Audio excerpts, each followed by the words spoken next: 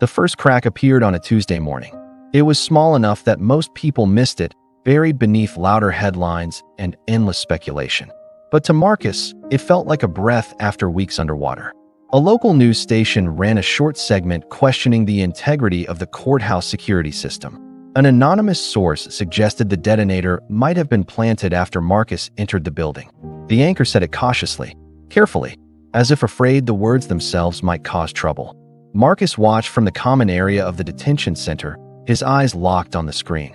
Someone out there was pushing back. Lila Moreno visited him that afternoon, her expression tight but energized. "We have something," she said as soon as they sat down. "Partial prints on the detonator don't match you. They were dismissed at first because they were incomplete. I pushed." Marcus leaned forward. "And they're running them again, against a wider database." His heart pounded. "Does that mean?" "It means the story isn't as closed as they want it to be." Across the city, Ethan Hale felt the shift before he saw it. His phone buzzed nonstop. Advisors, friends, a publicist asking pointed questions about visitor logs and timelines. Nothing overt yet, but the tone had changed. He turned on the television. The same segment Marcus had watched played again, followed by a panel discussion. "Is it possible the suspect was framed?" one analyst asked. Ethan muted the sound. He stood in the quiet of his apartment, staring at his reflection in the dark window. For the first time since the bombing, unease crept in. He told himself it was nothing. A brief wobble. The public loved certainty. All he had to do was remain calm. Still, he canceled his evening plans. Detective Ryan Cole did not cancel anything. He moved faster now. The fingerprint analysis came back inconclusive but troubling. The partial prints shared similarities with someone who had been near the device before, someone who had handled it carefully. Ryan requested Ethan Hale's prints under the pretense of eliminating him as a suspect. Ethan agreed immediately. He smiled through the process, joked with the technician, shook Ryan's hand afterward. "Anything to help clear this mess," he said. Ryan watched him closely. That night, Ryan sat in his car outside Ethan's building, reviewing files. Something bothered him. Not the evidence. The behavior. Ethan was too composed. People under stress slipped. They overexplained. They grew defensive. Ethan did none of that. Instead, he controlled the narrative. The next blow landed unexpectedly. A courthouse janitor came forward. He claimed that shortly before the explosion, he saw a man leaving the West Wing service corridor. The man was well-dressed, calm, not panicked. When shown photos, the janitor hesitated. "That one," he said, pointing. "Not Marcus." "Ethan." The statement did not go public immediately. It sat in a report, waiting. But Ryan felt its weight settle in his chest. Someone had walked away from the blast. Marcus, meanwhile, received devastating news. The prosecution announced they would seek additional charges, claiming new evidence tied him to a broader conspiracy. It was a bluff, but a dangerous one. Lila met him later that day, jaw tight. "They're trying to bury you," she said. "If we don't flip this soon, they'll make an example of you." Marcus rubbed his face. Exhaustion clung to him like a second skin. "There's something else," he said quietly. She looked up. "What?" "My brother has always needed to win," Marcus said. "Not just succeed. Win. Especially against me." Lila studied him. "You think this started long before the bombing?" "Yes," Marcus replied. "This was personal." That evening, Marcus's mother visited again. She looked torn, conflicted. "Ethan says you're trying to blame him," she said softly. Marcus closed his eyes. "I'm trying to tell the truth." She swallowed hard. "He's been helping so much. Talking to lawyers. Making calls.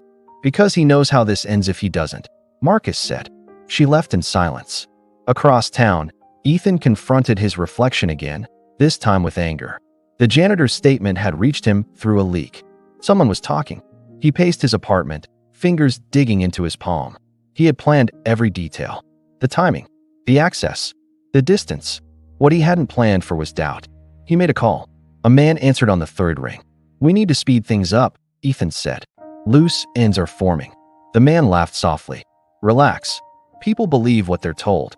Ethan ended the call, but the laughter lingered in his ears. 2 days later, the fingerprints came back. A partial match. Not enough for arrest. Enough for suspicion. Ryan stood in the evidence room, staring at the report. Ethan Hale's prints overlapped with those found on the detonator casing. Not perfectly, but deliberately wiped. Ryan exhaled slowly. That night, He visited Marcus. I can't promise anything, Ryan said through the glass. But I think you were right. Marcus felt something steady inside him for the first time since the blast. He won't stop, Marcus said. If he feels cornered, he'll escalate. Ryan nodded. That's what worries me. As if summoned by the thought, sirens echoed faintly outside the facility. News broke within the hour. Another explosion. Smaller. No casualties. A warning. Ethan watched the coverage with clenched fists. He had meant to scare them. Instead, he had confirmed everything. And somewhere in the city, the lie began to collapse under its own weight. Marcus had only a few hours to act. News of the second explosion had thrown the city into panic. Police barricades were everywhere. The courthouse remained cordoned off, reporters camped at every street corner, and social media erupted with speculation. But Marcus had a plan. Lila Moreno had managed to secure a temporary release with electronic monitoring.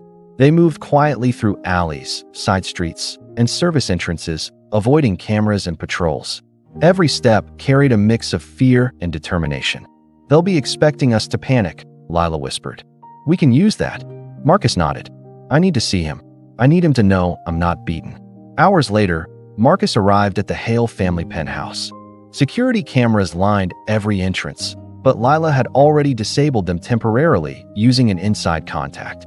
They slipped inside, silent as shadows. Ethan was waiting. He didn't turn around when the door opened. His hands rested on the marble counter, fingers tapping lightly. Marcus's chest tightened at the sight.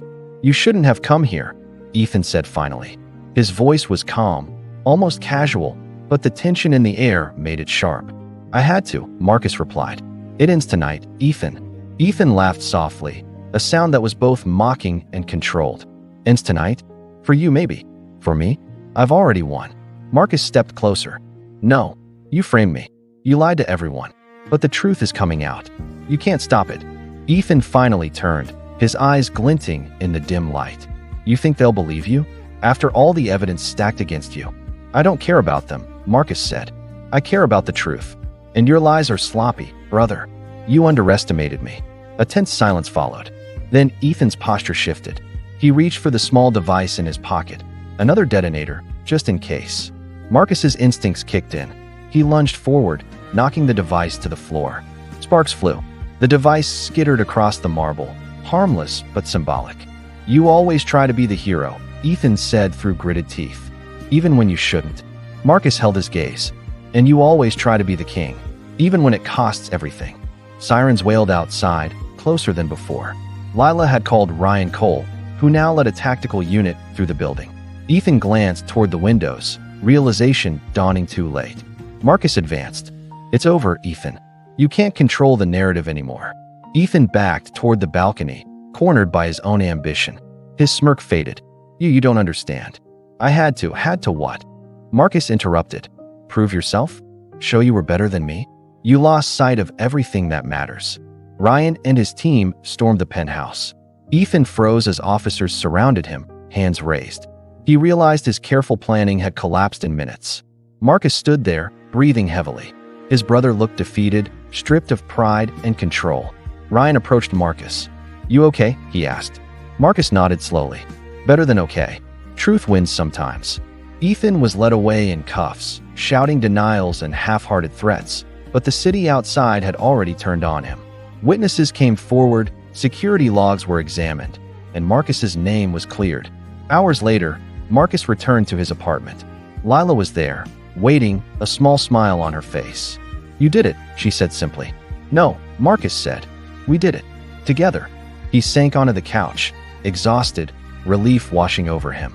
The city still buzzed with chaos and stories, but for the first time in days, Marcus felt like himself again.